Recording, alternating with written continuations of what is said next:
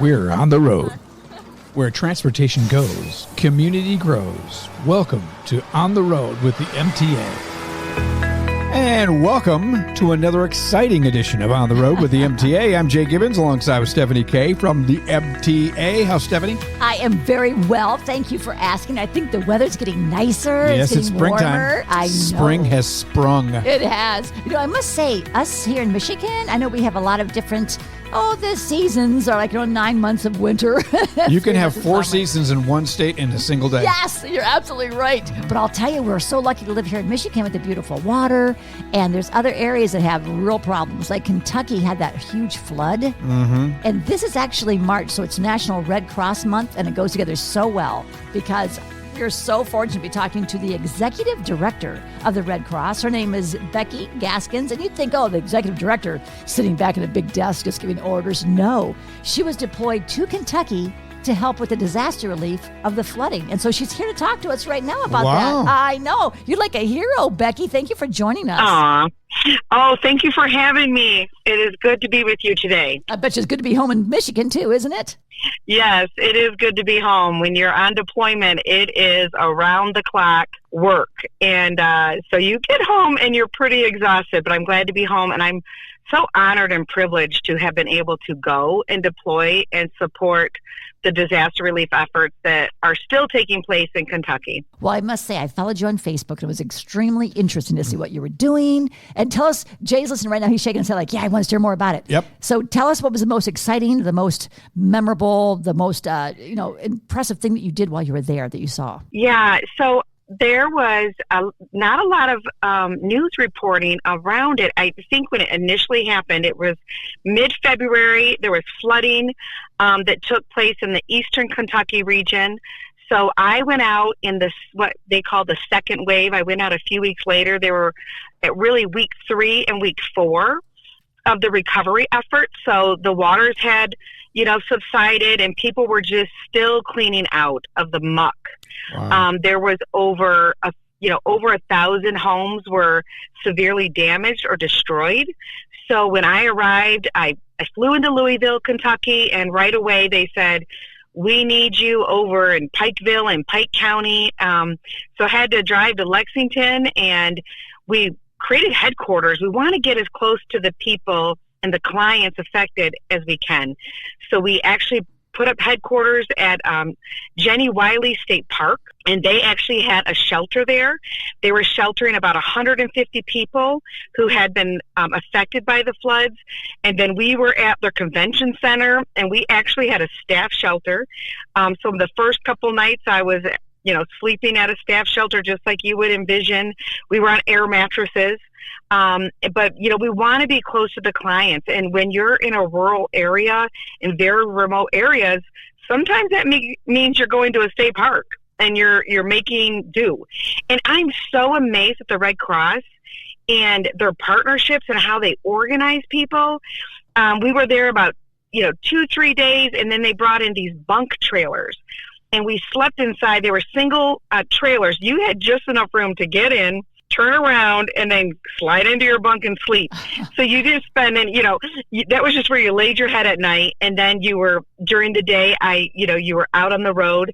I was there as an elected official liaison. So my days were spent connected with elected officials, asking them, where are your pockets of community that we might be missing? Where are the people that are most affected, who need us most first? And are we meeting the needs? So we had 14 shelters. Some of them were partner-based, where we were supporting them with equipment, and others were Red Cross-based, where they're all supported by the Red Cross. We were feeding, we're housing, we're passing out disaster relief supplies. It's shovels, it's buckets, it's degreaser. And so we had created these areas where people could come together, they could sign up for their SNAP food benefits, or they could connect with FEMA. What are those other local partners who are passing out clothing and helping them really get through that recovery process? And then we would be right there passing out comfort kits, shampoo, conditioner, simple things that you and I take for granted when we get in the shower in the morning, like body soap and shampoo.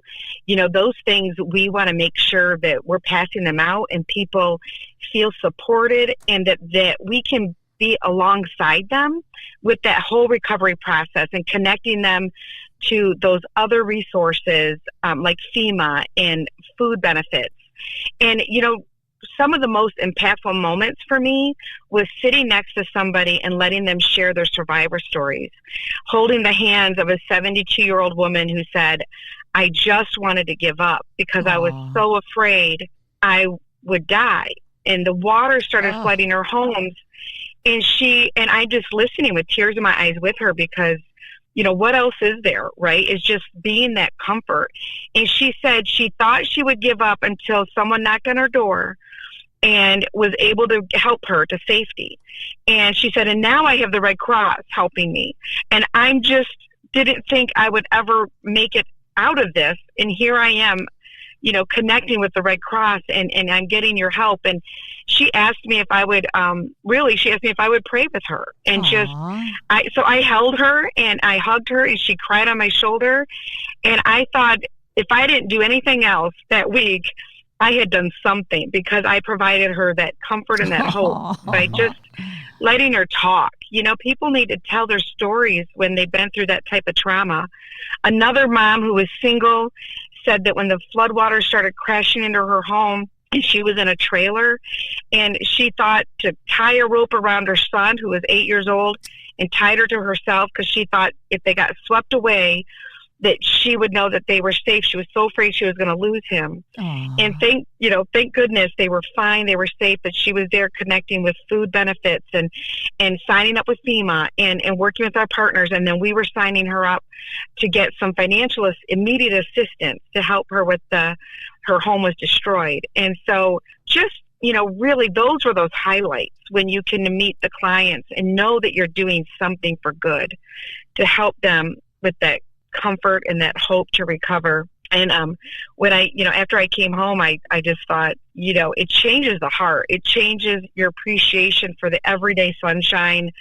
You never know when disaster is going to hit. And I'm so glad I work for the Red Cross, who responds to local disasters, and we respond to every disaster, really, both locally and across the country. And there's moments that I get to jump in and help the volunteers and really respond. It's just been an amazing experience. How rewarding. I know you worked hard, but how rewarding. I can't imagine losing everything and how grateful they must be when you show up. We had a 6-family apartment fire behind me. Yeah. I watched this burn to the ground, and it was horrible. Oh, yeah. They lost every single thing they had. And the very next morning, I was out trying to give them some coffee, and the Red Cross showed up and said, here we go. We can give you some money to get a hotel, to get some food. I thought, oh my gosh, I'm so grateful to see them there. And here you're doing that for so many. I think of California and their fires, and Kentucky, you just said, with all these floods, and there's so many. How do you spread yourself so thin, and where do you get the money to help so many people? Yeah, and right now South Carolina's on fire, so we're watching very closely. They're evacuating in those areas, and really, it's we mobilize the power of the generosity of donors and volunteers. When we say we're 90% volunteer based, that is no joke. When I showed up in Kentucky, there was 450 volunteers and staff, but most were volunteers from across the country, just there across the state, providing the support they needed. And it really takes just someone willing to, roll up their sleeves and give them their time. And so we have all kinds of training courses. There's all kinds of ways you can volunteer at redcross.org. You can go redcross.org/volunteer and just sign up and see where you can volunteer your time. We also, of course, it's the generosity of our donors. Individual donors who give, simple as $5 covers a blanket. $20 can cover, food in a shelter. So it's really those individual donors, there's the volunteers, and it's just really coming together to help those in their darkest hours. Well, it's amazing what you guys do. I know Mr. Benning really cares, and he's trying to put together some kind of a donation from here at MTA to help you guys, and he's working on that right now.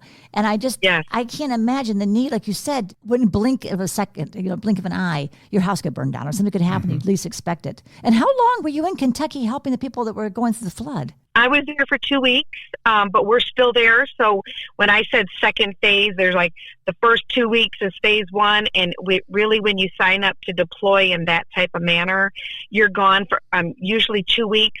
When we were in Hawaii, you would be gone for about 3 weeks because of the length of travel. Sure. So it really depends. But typically, it's a 14-day deployment. I did deploy to Hurricane Helene, and I was gone for 3 weeks. I was able to extend my deployment and stay longer to help those because Milton was crashing in Florida. And so they said, if you're willing to stay, it allows them to get the resources and volunteers to get to Florida at that time. And so I had that opportunity. I said, you know what, I'll stay an extra week. But yeah, it's round the clock. It's actually it's before sun up. And it's just an honor. I met so many people from across the country, and they all have I met someone who's deployed 81 times. Wow. And yeah. And someone who just became a volunteer and deployed, she was on her 8th deployment. She's deployed 8 times in 2024 through now. Well, and I'm like, can wow. somebody volunteer? Can somebody volunteer to do that? And do they have to have training in which to do it? Yeah, when you go to Red Cross, we will provide the training. You'll get all it really doesn't take long. You know, we can do so much is done right there, online and training. And then we also offer in-person trainings. If you want to be a disaster action team and respond to those home fires, those people wake up at 3 a.m. They meet their local fire department, and they want to be there when the Red Cross vehicle shows up. People know someone's here to help me. Aww. And you can be that local volunteer or willing to deploy. It really, we offer those in-person trainings. It's right online. And we'd be happy to talk to somebody, answer any questions, but you can find it really redcross.org, and you'll see the tabs to donate, to make your appointment to give blood. You can sign up for CPR first aid classes, and you can sign up to be a disaster responder. Well, I know that MTA every year tries to give away free bus passes, and we try to give you guys some. And I know your husband, that's right. Your family, we surely do. Yeah, your family's amazing because she's married to Jamie Gaskins from the United Way. And so between the two of you, you're helping somebody every single day, aren't you? Wow. Yes, it is definitely gratifying. Well, I think so. And, yeah. And we want to thank the MTA. You know, we had that large apartment fire, and we called the MTA, and you provided transportation to help those, survivors get to a shelter right here in Flint. So the MTA has always been such a phenomenal partner of ours. We truly appreciate that partnership. And when there's been a disaster, we can call the MTA, and you guys will help just drop everything and say, we're going to get you a bus. We're going to get those people to safety, and we appreciate you. Thank you so much for saying that, because people don't realize how much MTA does do. The first responders, like you guys are first responders? Yeah, 911 will call and say, hey, there's a fire. Just like you said, there's a fire. Can you come over? I remember when I was at Clara Barton that had burned down, and one of the firemen, from what I understand, one of the bus drivers went over there and got out of the bus to help a fireman take people out of the building. Wow. And they took them to safety. Absolutely. You've always been a strong supporter, and when we need those free bus passes, we'll call our local partners like United Way, and we'll say, hey, we need some bus passes. We got some folks who've been affected, and we just jump right in, and it's really that community partners really coming together to support whenever there's an emergency. And we love doing that. Yeah, it's 15,000 passes each year. And thanks to United Way helping to get those out to the people that need them, and Huntington Bank. I mean, it takes a village actually to help. So, well, thank you for mentioning that, Becky. Yes, I know you're a busy girl and you're helping people. So we'll let you get back to work. We want to thank you so much for being on, and thank you for everything you're doing. And how can we help? Just by donating, maybe volunteering? Give us that information again, how they can get a hold of you if they want to do either one. Yes, we'll take your time and treasure and your talent, and we can put it to good work with the Red Cross. Go to redcross.org, and there'll be tabs to see. You can go to volunteer with us. You can donate. You can make an appointment to give blood. You can sign up for CPR classes. If you're a military or veteran family, you can look for our Service to Armed Forces support too. Awesome. Well, thank you so much for that. And is there anything last minute you'd like to say, Becky? I just want to thank you. Thank you for helping us raise awareness at what we do and raising our funds. And we just appreciate your partnership. Oh, well, we sure appreciate you. You never know when you might need You're to right. have the Red Cross come to you. So thank you for being there, and thank you for all you do, and thank you for listening, because every week we do this. Yep. It's On the Road with the MTA, and you can be a guest as well. And how can I do that, Jay? All you got to do is drop us an email at podcast@mtaflint.org. And we'll add something more wonderful to the community like we do every week. And thanks for listening. You've been listening to On the Road with the MTA. For more information on our services and community outreach, visit us online anytime at www.mtaflint.org. And be sure to follow us on Facebook, Twitter, and YouTube. The MTA, your community, your connection, your way.